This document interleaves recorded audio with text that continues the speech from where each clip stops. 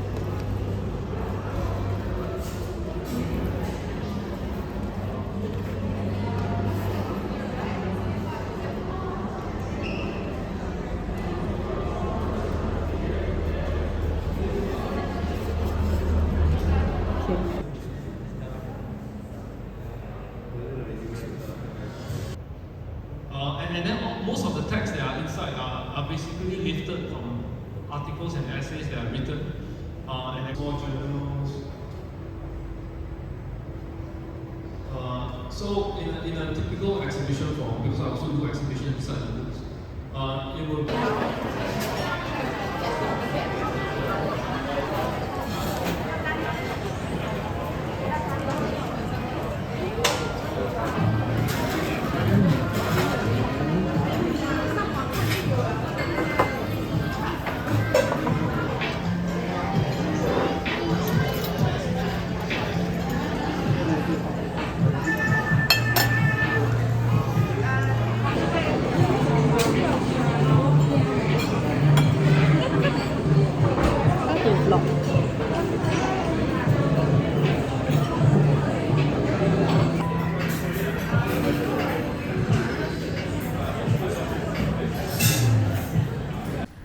Welcome back to the Nook. My hair has been getting pretty long. I feel like I am in dire need of a haircut soon. But anyway, today we are talking about the Singapore Art Book Fair. This should be at the last part of the video, so hopefully you enjoyed the vlog so far. I visited the art book library as well as the fair itself, and yeah, it was pretty awesome. I've been attending the art book fair for I think like 2-3 years now, I don't quite remember. So I'm just gonna show you like what I got from this year. I realized I didn't do a vlog for the fair last year and the haul. I'm not gonna show you what I got last year. I still have it like as one whole package, but yeah, I mean, I just wanted to talk a little bit more about the stuff that I got because like yeah, I am pretty happy with the things I got. I would not recommend like buying so much normally, but I think it's usually like in encounters like these that I find books that I've never heard of before, publishers I've never heard of before, and it's a really great way to broaden the perspective that I usually can read more easily. Like these things are not as accessible on a normal basis. This was a bookmark taken from the art book library that was kind of on display for a while. So the art book library is a new thing. I think it only started this year, and it's just a lot of zines that they feature in their store, but also generally as a collection of the bookstore. There were a lot of very interesting zines I saw there. Some were pretty standout to me, but so far I think some of the books in that library are available on the shop itself. So if you do want to support their shop, you can go and check out their link down below. This is not sponsored, by the way. I just want to support the bookstore because they've been doing a lot of things like generally, not as think books, but just generally as different people in the book industry, and they have a lot of very interesting art books, which I think are not really very easily available in other stores in Singapore. I also attended 2 different talks. The first talk that I attended was by Hoko Atelier, talking about nothing. Afterwards, I did attend the talk by the Institute of Critical Zoologists, which has been an artist that I've been following a while. And it's pretty interesting to see how these two artists, as in these two different collectives in a sense, deal with the subjects that they talk about. I didn't get any of Coco Atelier's or ICZ's like stuff, but I will definitely link their stuff down below and you can check them out. I will talk a little bit more about ICZ later, I guess, but yeah, that's that. The first booth that I saw was Students for a Fossil Fuel Future, which I was surprised to see that they had a booth there because they're not necessarily like an art collective. They're really like a student organized group calling for the divestment of fossil fuels by their university. So I did get this little cute postcard from them as well as a pin, and it's pretty cute. I think this says revolutionary leftist, and then this one says injustice is not an investment. I will link their website down below. They have a really cool, like, comprehensive report that the students kind of compiled with very clear calls for each of their universities in, say, their management, the scholarships, bursaries, etc. And it's a really good read, so do check it out, especially if you're in Singapore and even more so if you're a student. These are some of the initiatives that you can support as well. Yeah, so I think that's really cool. I want to give them a shout out as well. The next thing I want to talk about is this kind of like zine called Meantime. I think this is their third one, if I'm not wrong. But what I really like about their zine is that they really focus on collecting everyday stories and a lot of people's history perspective. So in this case, they did talk a little bit more about, like, say, the animals in our past in Singapore, as well as like talking about the I guess the stories that surround certain outdated laws in Singapore. So back in the day, I think, I'm not too sure what was the era, but it was the era where there was a lot of like punk cultures, subcultures, and men started growing their hair out as like a trendy statement, and then the Singapore government at that time kind of banned having long hair for like men, right? Because they took it as a sign of kind of being rebellious. There are all of these very negative associations with men having long hair, even though obviously men having long hair was not really a problem in itself, but because of its associated meanings, a lot of these men were kind of disadvantaged because of their long hair.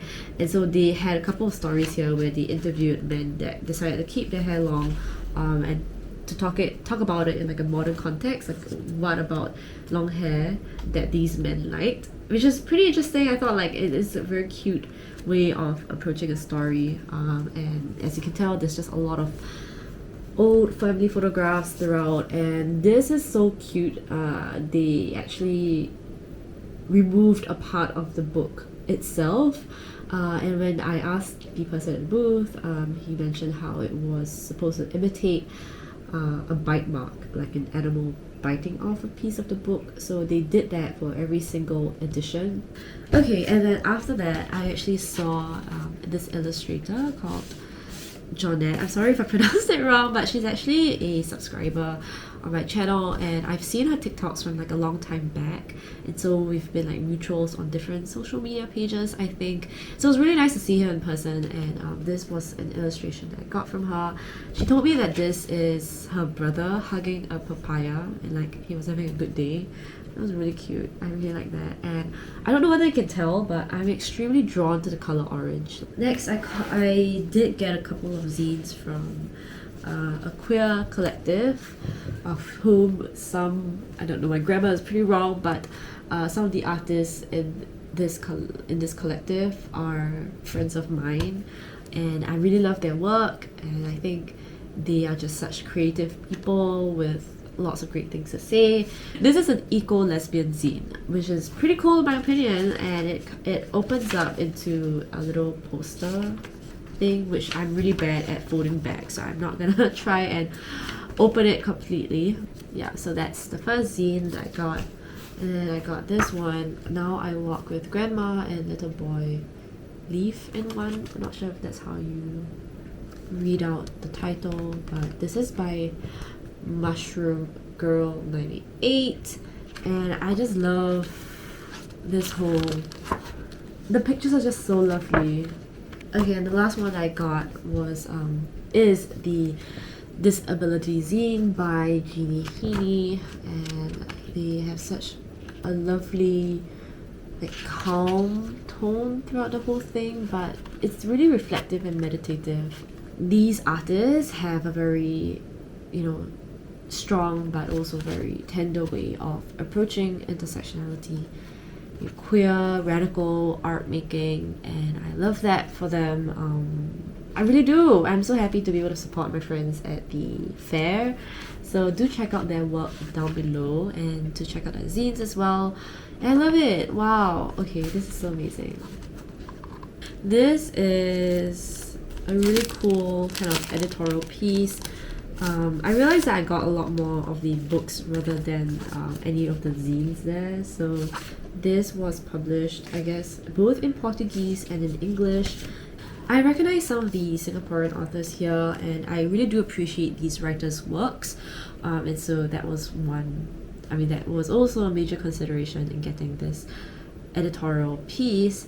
Now the last thing that I got, it's really, really exciting, and this was something that I had a pretty funny story about. So this is the Despite Dispossession activity book that the Institute of Critical Zoologists brought in. The Institute of Critical Zoologists is actually like an artist alias, is that how you pronounce it? Like, it's a kind of a pseudonym for an artist named Robert Zhao, and Robert Zhao has done a lot of really interesting photographic work on nature and the way that we understand it, and I really enjoy Robert Zhao's like experiments into how we really make sense of our environment and kind of questioning this really liminal space between like what is scientific fact and what is actually our own story, the stories that we attach to living things. Like, science is also another form of storytelling, even though we might say that it's objective and it's factual and all that, but it is just one way of making sense of things. And humans have many ways of making sense of things. If not, we wouldn't be here, right? If there was only really just one way of knowing things, because there are so many ways of knowing things. That's why you can have all these conflicts and contradictions, and that's how things continue. But anyway, I'm digressing. And so at that booth, they actually brought in this activity book, and this was a hefty book, both in volume and in price, and I was really contemplating whether I should get it, and unfortunately I left the fair without getting it. And when I attended the talk with Robert Zhao, and afterwards I talked to him a little bit, he actually noticed that I was looking at this book, and he asked me whether I wanted to get it. And because he's an artist that is displaying at the fair, he could just go in and out, because if I wanted to get the book, I would have to go out and queue to get back into the fair for, like, I don't know, the queue would probably take like another hour and a half to get through. But he asked whether I wanted to get a book, and he could just go in and come out with the book like a minute later, and I just like bought the book then. So I think that's pretty amazing to me. I mean, I'm still processing the fact that that happened and that I was able to get this book. This is a kind of like an activity book, or that's what it says. It's an activity book that talks about displacement. Like, how do you make a space out of a place that has been colonized, that has been taken away from your people? Like, how do you resist that dispossession of the space? How do you bring it back to your people, to you, your community? And it has all these examples of artists and researchers, like flipping through. It has all these like excerpts as well from different thinkers, and literally it has worksheets at the back or something. It has like actual cards that you're supposed to use in activities at the back. And this is something I've been really, really dwelling upon, like the idea of becoming native to a place, because I recently finished reading The Bricks by Julieta Singh, and she really writes from someone who has been kind of like culturally displaced, like someone who has come from like a multi-generation of like a history of displacement and not having a central kind of location or space. And her essay was kind of, how do you make a home for yourself, while being estranged from your history? And I relate to that a lot. Like, how do you make a home in a place where you are the settler? How do you respect the land and the people that have come before you? even if you're a migrant, because I am someone who comes from a migrant background, and you know, I still have a lot of tensions with what it means to, as to like what makes me Singaporean, and I struggle with that a lot on a very regular basis. So I'm really interested in that. I'm really interested in figuring out like how you can actually make things happen. Like, how do you actually bring it to life? What's the practical way of practicing indigenous ways of knowing and living and being native, but also recognizing plurality of things, recognizing that everyone's just so diverse. How do you do that, like in practice? How do you honor the diversity but also make a home for people? I know I'm expressing it in extremely simple terms, but that's what's been the top of my head for this entire month. Yeah. Anyway, that's my entire haul. I think that whole thing, like this whole explaining the different books, probably took longer than the vlog itself, so apologies for that. Yeah, so I'm really happy that I have these books, and definitely going to the art book fair has always been a very kind of enriching experience for me, in a way that there are all these artists that get the chance to really show their work, and you get to really interact with so many different ideas and so many creative expressions.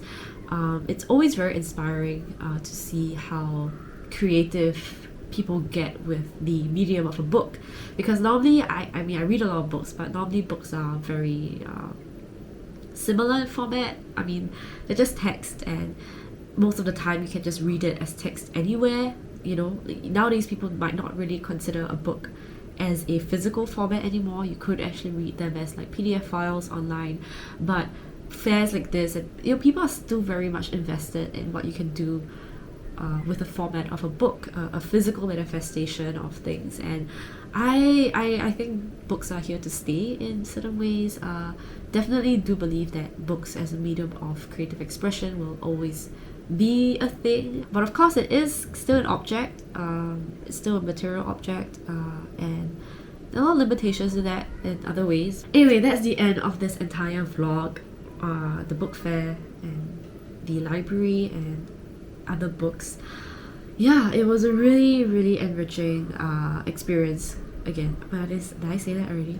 I mean, yeah, it was a really great time going to these two places. And again, thank you to Think Books, and thank you to the organizers of all these things. I mean, I am always so grateful to be an avid reader in these times when there's just so many people that are really passionate about the book industry, doing their best to keep the community alive, and I really appreciate that. So do support them down below if you can. Do check out the artists I mentioned, and see all their works and their art and all that. It's really important to support all these independent creators. And I'll see you, I guess, like in my next video, which probably would be my April wrap-up video. Yeah, making vlogs has been pretty fun lately, so I will continue with that. And yes, I have an announcement. I have set up my Discord server, so you can check that out down below. There are a couple of people have joined so far. I think like 60 people, which is so surprising to me, because I thought there will only be like 15 people, but it seems to be growing in number like every day.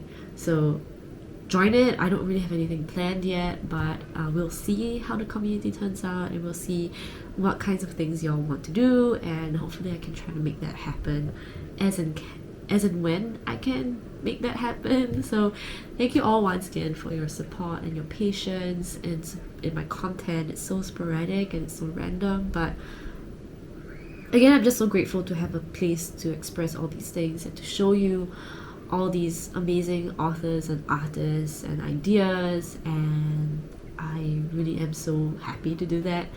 Yeah, so thank you once again. I hope that you had a good weekend or a good week. Please take care, rest well, and get a good night's sleep tonight if you can. You know, sleep is important. Drink lots of water. Make sure you're not sacrificing your diet. You know, make sure you eat your food. And yeah, thanks.